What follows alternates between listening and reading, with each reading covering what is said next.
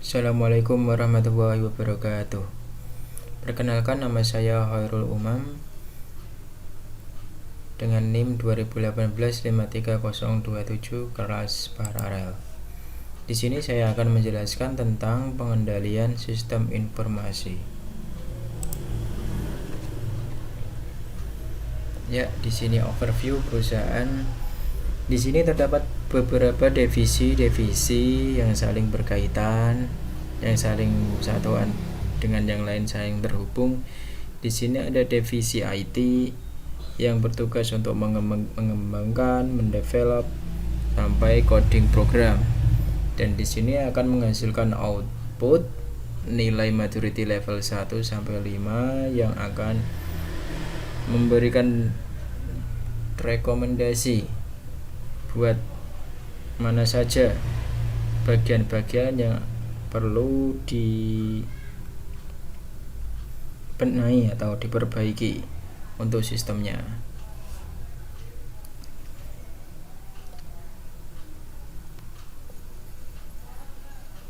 Di sini itu continuous improvement, yaitu perkembangan menuju yang lebih baik dalam pengadaan barang, proses produksi sampai ke returnya. COVID framework. Di sini ada IT research, IT process, dan business recruitment. IT research ada data, information system, teknologi, facilities, human resource. IT process ada perencanaan, pengadaan, implementasi, pengantaran dukungan, pengawasan, dan evaluasi. Dan di business recruitment ada efektivitas, efisiensi, rahasia, integritas, ketersediaan, ada pemenuhan, dan kehandalan informasi. COVID terdiri dari 4 domain, yaitu yang pertama planning and organization, acquisition, implementation, delivery and support, dan monitoring and evaluation. Pengendalian sistem informasi khususnya untuk transaksi keuangan. Sistem informasi transaksi keuangan. Sistem informasi yang digunakan untuk proses keuangan atau pendataan keuangan. Sistem ini berupa sistem informasi akuntansi atau hanya sistem transaksi keuangan. Ancaman-ancaman atasia. Salah satu ancaman yang dihadapi perusahaan adalah karena bencana alam seperti kebakaran, banjir, gempa bumi, badai, angin, dan lain-lain. Di sini dapat diantisipasi untuk kebakaran, mungkin kita harus adanya APAR di mana di berbagai tempat yang menjadi sumber api. Ada juga mungkin tim-tim yang siap jika terjadi kebakaran, maka dia akan spontan untuk itu. Ya, biasanya ada pembentukan tim-tim antisipasi kebakaran dalam perusahaan. Dan biasanya ada reward juga untuk orang yang melakukan pemadam kebakaran secara spontan. Nah, biasanya itu akan dikasih reward oleh atasan. Ada banjir, gempa bumi, badai, angin. Biasanya untuk ancaman ini berkait dengan server. Itu harapannya server itu jangan digabung menjadi satu di lokasi.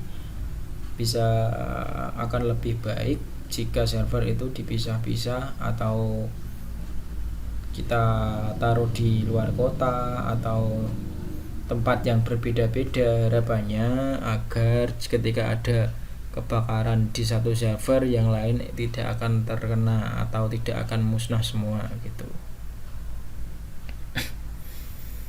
Ancaman kedua bagi perusahaan adalah kesalahan pada software dan tidak berfungsinya peralatan, seperti kegagalan software, hardware, kesalahan atau tempat kerusakan pada software, kegagalan sistem informasi, gangguan listrik, serta kesalahan pengiriman data yang tidak terdeteksi. Untuk perusahaan biasanya ada genset. Nah, ini harapannya agar listrik tidak akan mati, karena ketika mati perusahaan tidak akan berfungsi secara normal, tidak bisa melakukan proses produksi. Biasanya genset yang terdapat dalam perusahaan itu ukuran besar. Nah, biar ketika ada musim-musim hujan kayak gini yang sering mati, biasanya dia akan bisa langsung nyala kembali. Oke, next. Ancaman ketiga bagi perusahaan adalah tindakan yang tidak disengaja, kecelakaan yang disebabkan kecerobohan manusia, kesalahan tidak disengaja karena teledor, kehilangan, kesalahan logika. Kecelakaan yang disebabkan kecerobohan manusia biasanya dalam perusahaan itu dia ngantuk. Nah, biasanya ngantuk ketika bekerja, membawa silat, membawa premes, dia memotong tangannya sendiri. Nah, itu biasanya karena memang teledor ya orangnya, karena mungkin karena shift malam atau gimana, dia akan mendapat, nah itu tangannya kepotong. Kehilangan, kesalahan logika, ini coding biasanya sistem yang tidak memenuhi kebutuhan perusahaan. Ancaman keempat yang dihadapi perusahaan adalah tidak sengaja, seperti sabotase, penipuan komputer, penggelapan. Penggelapan di sini bisa jadi penggelapan seperti penggelapan data atau sabotase data dan lain-lain.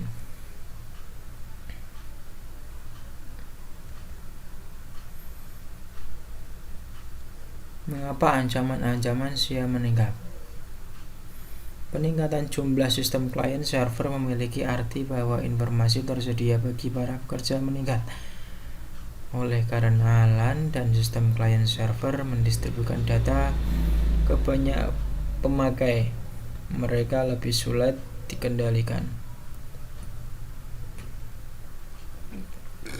WAN memberikan pelanggan dan pemasok akses ke sistem dan data mereka satu sama lain yang menimbulkan kekhawatiran dalam hal kerahasiaan. Biasanya di dalam kita mungkin sharing wifi itu akan berbahaya karena data-data akan mudah diakses oleh sesama pemakai. Nah, itu akan berdampak kepada pembobolan data. Maka dibutuhkan pengendalian internal. Apakah definisi dari pengendalian internal itu? Pengendalian internal adalah rencana organisasi dan metode bisnis yang dipergunakan untuk menjaga aset. Nah, aset di sini memiliki banyak hal, yaitu dari perusahaan, karyawan, atau aset-aset yang dalamnya dalam perusahaan tersebut, seperti tenaga kerja, orang-orangnya, dan lain-lainnya. Memberikan informasi yang akurat dan andal agar harapannya informasi dapat dicerna dan dapat dilakukan dengan mudah. Mendorong dan memperbaiki efisiensi jalannya organisasi, serta mendorong kesesuaian dengan kebijakan yang telah ditetapkan.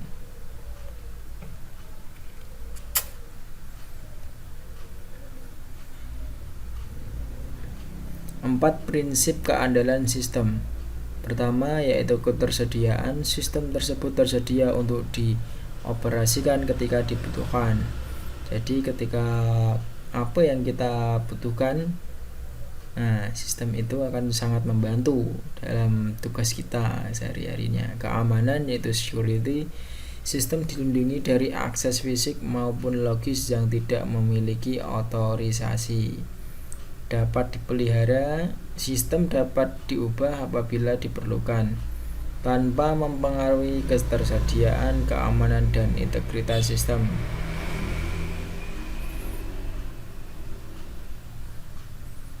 Integritas pemrosesan sistem bersifat lengkap, akurat, dan tepat waktu. Harapannya tidak ada waktu yang molor di sini. Harapannya agar tepat waktu dan akurat, nanti akan memajukan perusahaan di sini. Ketika timing dan waktunya bisa sesuai, pas, tepat waktu, akan lebih baik. Kriteria yang digunakan untuk mengevaluasi prinsip-prinsip keandalan. Bagi setiap prinsip keandalan di atas, 3 kriteria berikut ini dikembangkan untuk mengevaluasi pencapaian prinsip-prinsip tersebut. Entitas mempunyai tujuan kinerja, kebijakan, dan standar yang telah ditetapkan dan didokumentasikan dan dikomunikasikan, dan telah memenuhi tiap prinsip keandalan. Entitas di sini terkait dari setiap bagian-bagian dari sub-sub yang ada di perusahaan tersebut. Entitas menggunakan prosedur, people, software, data, dan infrastruktur untuk mendapatkan sesuai kebijakan dan standar yang telah ditetapkan.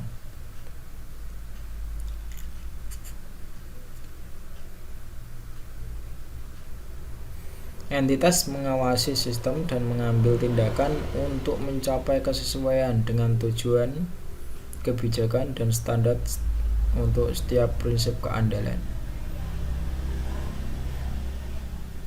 Jadi di sini selain melakukan, selain melaksanakan, di sini harus ada pengawasan sistem. Harapannya agar tercapai kesesuaian dan dengan tujuan yang sama tadi, agar terbentuk yang pas gitu. Pengendalian yang berhubungan dengan beberapa prinsip keandalan. Perencanaan strategis dan penganggaran. Nah, di sini kita harus merencanakan matang-matang gimana sistem itu, apa saja yang perlu dibenahi di daerah mana saja, tadi apa sih,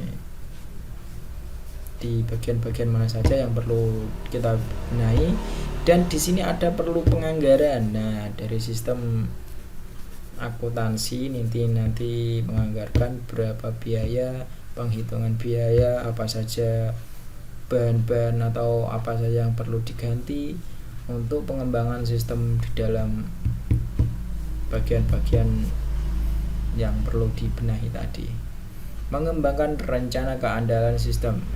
Pengembangan ini sebaiknya didiskusikan matang-matang oleh beberapa oknum, oleh beberapa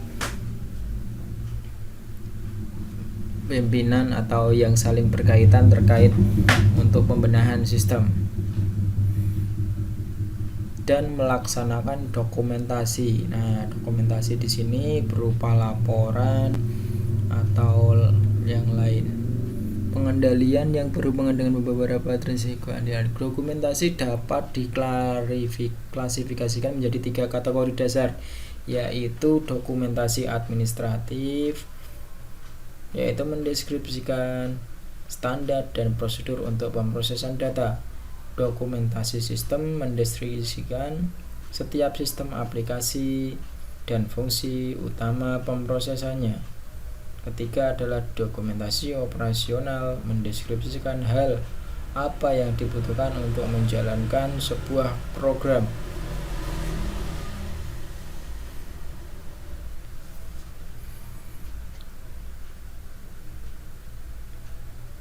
Ya, di sini masuk ke ketersediaan, ketersediaan adalah meminimalkan waktu kegagalan sistem. Harapannya kita itu meminimalisir kegagalan sistem. Pemeliharaan untuk pencegahan sistem pasokan tenaga listrik yang stabil, jangan sampai ada listrik mati, konslet atau genset mati. Nah, itu harus dipelihara, harus dicek, dikontrol terus menerus.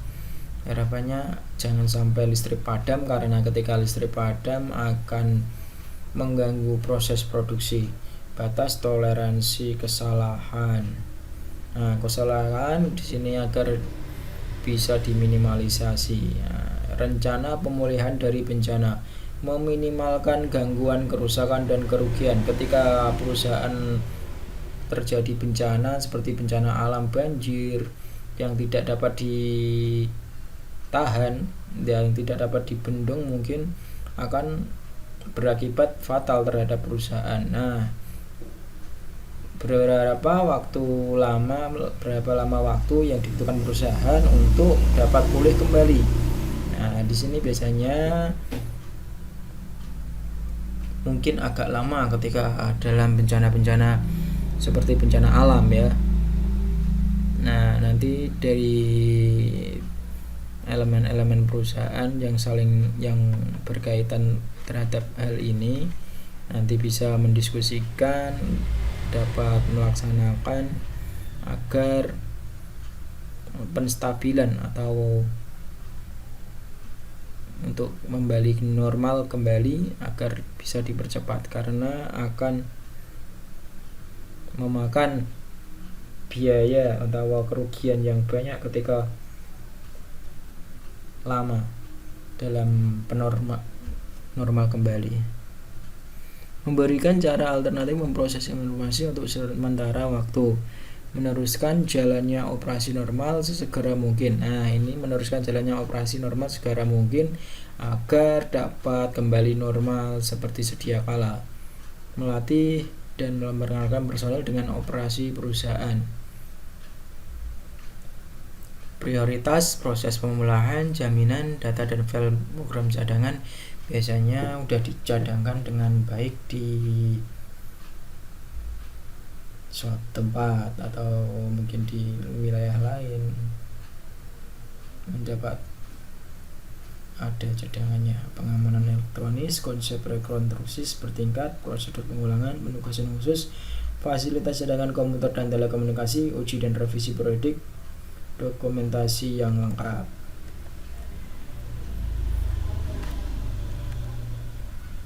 Mengembangkan dan memperbarui terus-menerus rencana keandalan komprehensif adalah salah satu pengendalian penting yang dapat diidentifikasi oleh perusahaan. Pertanyaannya adalah apa yang dibutuhkan perusahaan, siapa yang dapat mengakses informasi, apakah admin dan lain sebagainya, pimpinan atau siapa, kapan mereka membutuhkan, apakah sekarang atau waktu mendatang, atau saat membutuhkan apa, pada sistem yang mana informasi berada. Nah, oke, terima kasih. Cukup sekian yang dapat saya jelaskan, kurang lebihnya mohon maaf. Wassalamualaikum warahmatullahi wabarakatuh.